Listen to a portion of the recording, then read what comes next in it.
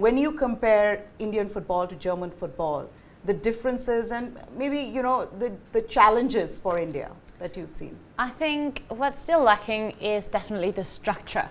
And coming up with this plan and this project, it definitely gives some sort of structure, because the kids have some vision or pathway, what's going to happen and what will be the next steps.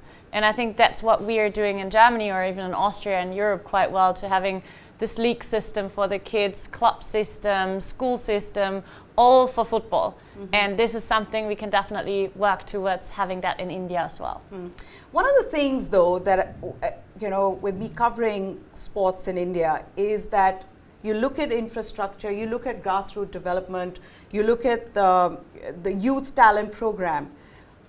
Of course, India has challenges there, but there is no, like I said, no lack of enthusiasm as them. You see kids, they want to learn. And what's also changed now is the way they are consuming international football. There are streaming platforms now where you can just go, you can watch matches, you can see your favorite, you know, heroes play football there.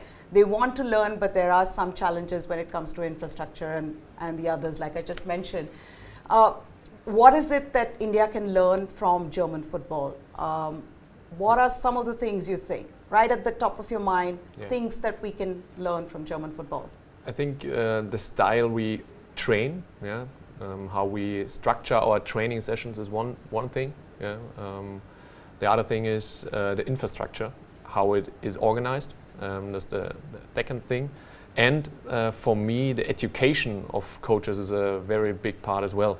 So they can improve and get better. Then we need very good coaches to have very good players. That's a connection, in my opinion. One of the things though is about the culture itself, Kaushik. You know, let's face it, India is a cricket loving nation. Of course, there are pockets, there are parts of this country where football's followed and, you know, people want to play there. There's a tradition of football. But to make it, you know, sort of go across, traverse around the country, that's a challenge, right? That's something that we need to change. How does one do that? How do we get that passionate fan base that we see in Germany or say in Austria? You know, Meha, the idea of this event, this whole campaign of Tiger and Tiger's Hunt, the reason is to across India, we have to, it's a kind of a base for developing our football infrastructure to various places, the urban to rural, because football is also our legacy. But the football also not in the pockets, football also very deep rooted to every nook and corner of India.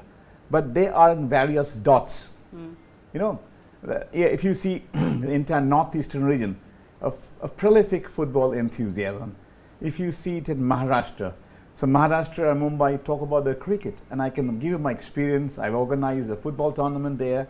Within 20 days, 4,000 schools participated, and 100,000 kids in 136 venues, and also with 36 districts.